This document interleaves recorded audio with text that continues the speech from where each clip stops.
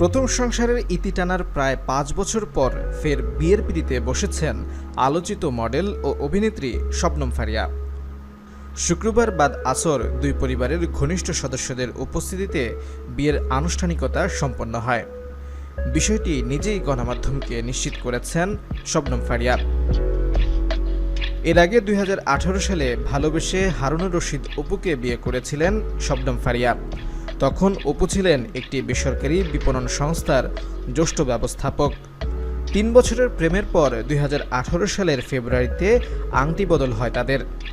পরের বছর জানুয়ারিতে হয় জমকালো বিয়ের অনুষ্ঠান। তবে দাম্পত্য টেকেনি বেশি দিন। ২০২০ সালের ২৭ নভেম্বর আনুষ্ঠানিকভাবে বিচ্ছেদপত্রে সই করেন ফারিয়া ও অপু। বিয়ে প্রসঙ্গে ফারিয়া ছিল একসময় তিক্ততা।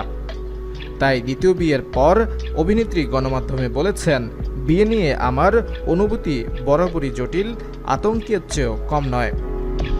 বিবাহ বিষয়ক নানা জটিল ও ব্যক্তিগত অভিজ্ঞতার মধ্য দিয়ে যাওয়ার পর মনে করেছিলাম এ অধ্যায়ে হয়তো আর ফিরে আসব না।